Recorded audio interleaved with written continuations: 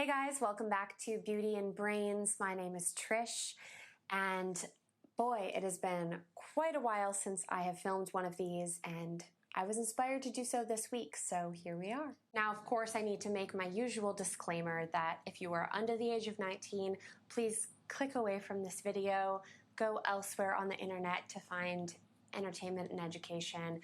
This video is not for you right now. The other thing I will say is the ideas that I'm expressing on this channel are my opinions and my experiences. I am not a medical doctor or medical provider, nor am I a mental health practitioner. So if you are coming here to look for medical advice, again, that's not what I'm here to do. I'm just sharing with you my experience. So let's get right into it. I wanted to film this video as a bit of a refresher on some of the topics that I've covered before as it pertains to microdosing. Over the past year or so, I've gotten a lot of questions, particularly around one or two of my videos on microdosing, which you can check out up here. And I wanted to answer some of those very frequently asked questions. So let's get into it. Okay, one of the most common questions is, how do you microdose? When it comes to microdosing LSD, this isn't necessarily the method that I would recommend as being the most accurate dosage, but I would take little square tabs, cut them into little strips, and just take a little strip, wait about an hour, see how I feel, and go from there. Usually, doing that and cutting it into like maybe a half a centimeter piece of the square little piece of paper, usually that was the perfect amount of a little microdose of LSD. However, the dropper method, when you have a little tab of LSD, the LSD is actually dropped onto the tab, and the liquid, as you can imagine, does not necessarily spread evenly over the paper. So you may have sections of the paper that are more potent and sections of the paper that are less potent. So even when you take one of those little tiny square tabs and you cut it into tiny, tiny strips, there's a chance that one of those tiny strips could be a higher dose than another piece of the tiny strips you cut out of the same square tab.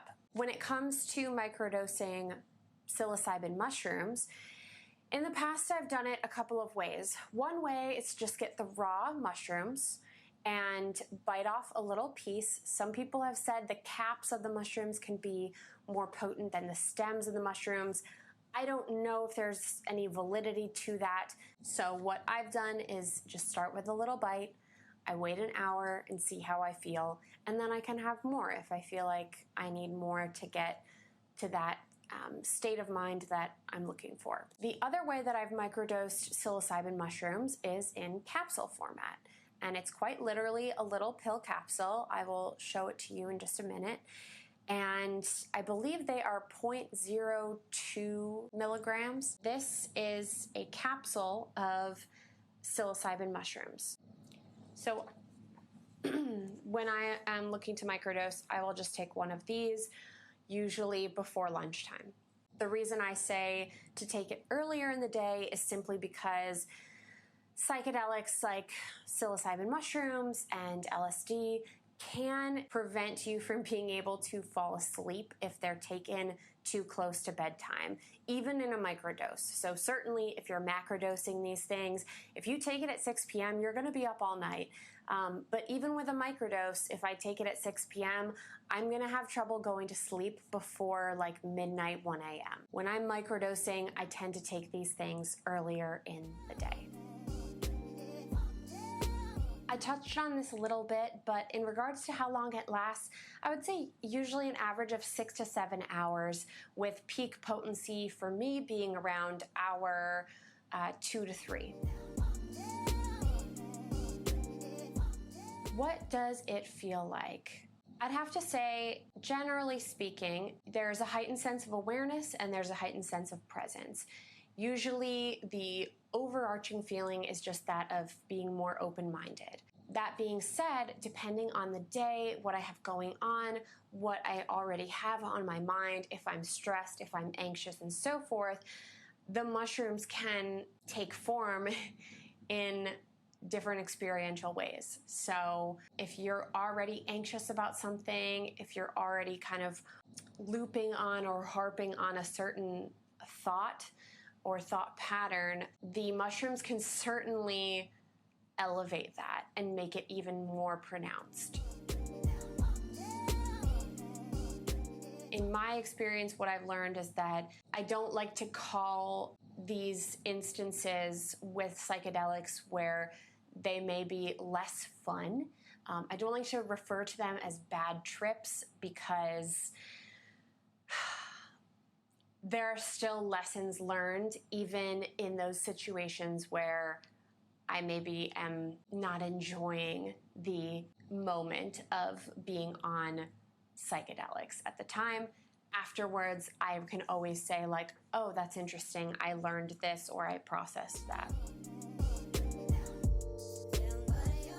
Another commonly asked question are, what are the side effects while you are microdosing? If you've never done it before and you have made the decision that this is something that you're going to try it on a day where you don't have a lot of plans, a lot of prior commitments.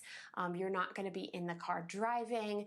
You're really going to be at home in a safe, comfortable space, just in case, because as I said, everybody reacts differently to chemicals. Everybody reacts differently to a dose. Although, I've never experienced any major side effects of microdosing, it's different for everyone. So just do it in a safe, comfortable place. All that being said, so that disclaimer aside, in my experience, my side effects typically are enhanced hearing, enhanced color vision, and actually regarding enhanced hearing, I have experienced this so much so to the point where if I am in, let's say, an office environment where there are a bunch of people working around me, they're having side discussions, they're on the phone, they're chewing gum, they're anything, I can hear a pin drop across the building. So all of those surrounding noises, if I do have to focus and concentrate, can actually be a distraction when I'm microdosing. That's why I say I think it's best when you're able to do it in a quiet place where maybe you have some like creative tasks that you're gonna focus on. How does it feel? Kind of different depending on the day, but generally speaking, definitely more aware, more present, and more open-minded. The next most common question that I get about microdosing is when or how often are you supposed to dose?